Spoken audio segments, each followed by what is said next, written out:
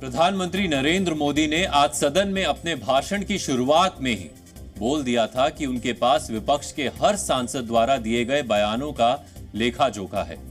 इसका सीधा मतलब यही था कि वो पूरी तैयारी के साथ आए थे और उनके पिटारे में सबके लिए कोई ना कोई कटाक्ष मौजूद था। शुरुआत उन्होंने अधीर रंजन से की, लेकिन इसके बाद उन्होंने विपक्ष की एक खास विचारधारा पर प्रहार किया। आप में से कई दर्शक कॉमिक्स के शौकीन होंगे। वर्ष 1990 और 2000 के दशक में राज कॉमिक्स आया करती थी। उन कॉमिक्स का एक कैरेक्टर था जिसका नाम था बांकेलाल। ये कॉमिक्स हास्य व्यंग पर आधारित थी।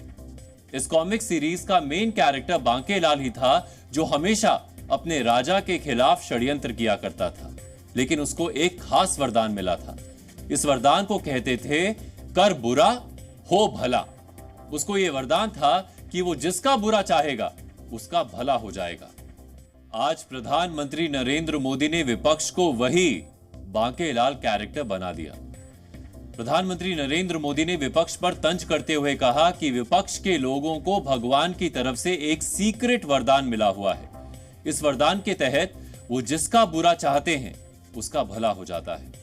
प्रधानमंत्री नरेंद्र मोदी ने यह भी कहा कि इसका सबसे बड़ा उदाहरण तो वो खुद हैं, लेकिन अगर वो खुद को छोड़ भी दें तो भी उनके पास 3 उदाहरण हैं। वो 3 उदाहरण क्या हैं, अब आपको ये बताते हैं। विपक्ष बोला बैंकिंग सेक्टर डूबेगा, वरदान का असर एनपीए कम, नेट प्रॉफिट बढ़ा।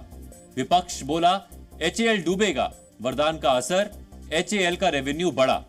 विपक्ष बोला एलआईसी डूबेगा, वरदान का असर एलआईसी का मुनाफा बढ़ा। प्रधानमंत्री नरेंद्र मोदी ने विपक्ष पर तंज करते हुए यहां तक बोल दिया कि अगर विपक्ष किसी सरकारी कंपनी के बारे में बुरा भला कहे तो उसके शेयर खरीद लेना, वो जरूर बढ़ेगा। पक्का विश्वास हो गया है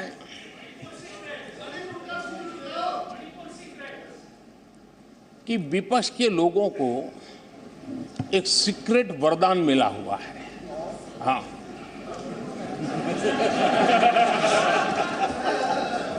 सीक्रेट वरदान मिला हुआ है जी। और वरदान ये कि ये लोग जिसका बुरा चाहेंगे उसका भलाई ही होगा।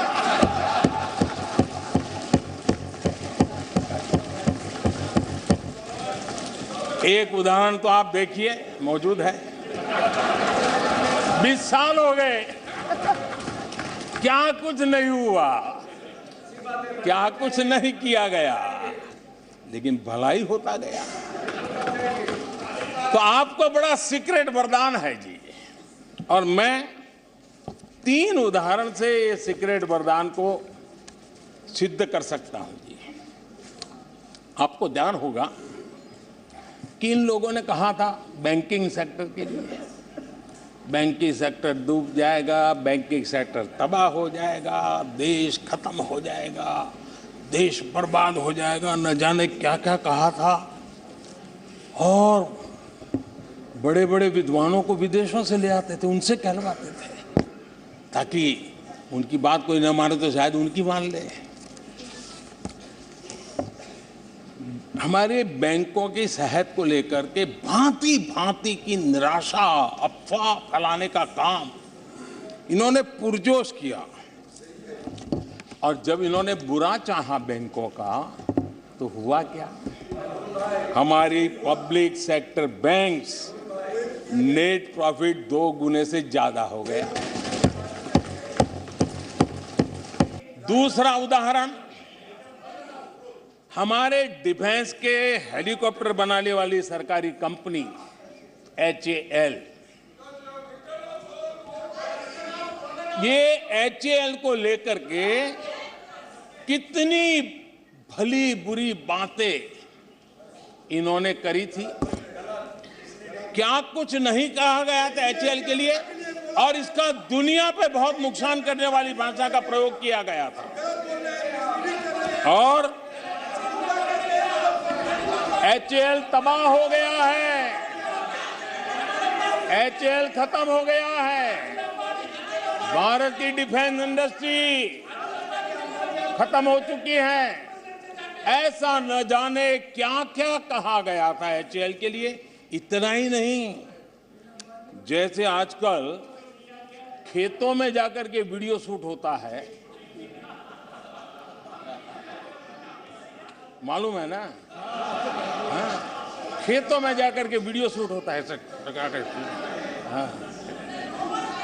वैसा ही उस समय एचएएल फैक्ट्री के दरवाजे पर मजदूरों की सभा करके वीडियो शूट करवाया गया था और वहां के कामगारों को भड़काया गया था। अब तुम्हारा कोई भविष्य नहीं है, तुम्हारे बच्चे मरेंगे, भूखे मरेंगे, एचएएल डूब रहा है।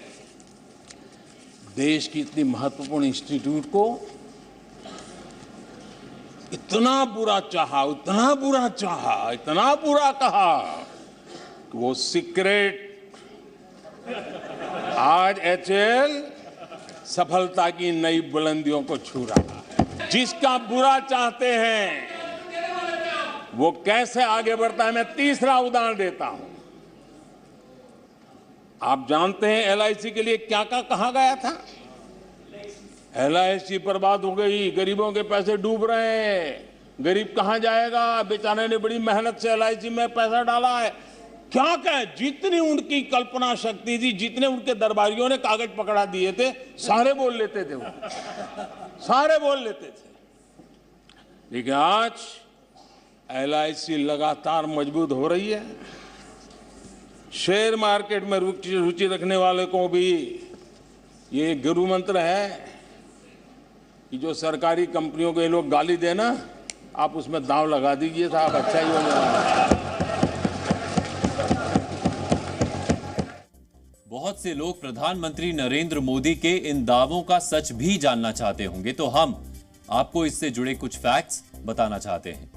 देश के 12 सरकारी बैंक वर्ष 2017-2018 में 85,000 करोड़ रुपए के नुकसान में थे, लेकिन वित्त वर्ष 2021-2022 में उन्हें 66,500 करोड़ का मुनाफा हुआ। वहीं वित्त वर्ष 2022-23 में यह मुनाफा बढ़कर 1,04,649 करोड़ रुपए हो चुका है। बैंकों का एनपीए वर्ष 2016 में करीब 10% था।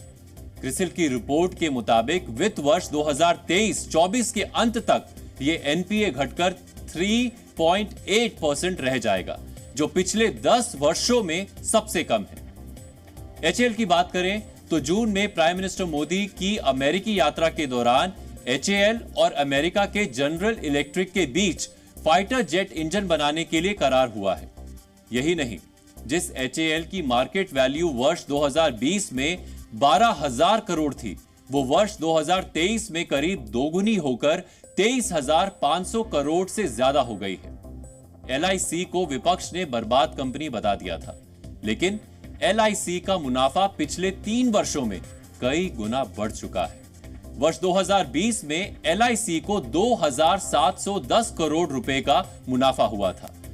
वहीं वित्त वर्ष 2022-23 में यह मुनाफा बढ़कर लगभग 36,000 करोड़ हो गया है।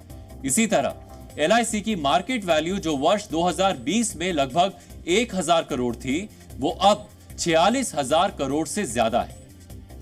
तो इससे पता चलता है कि प्रधानमंत्री नरेंद्र मोदी विपक्ष के सवालों के जवाब के लिए होमवर्क करके आए थे। जी न्यूज़।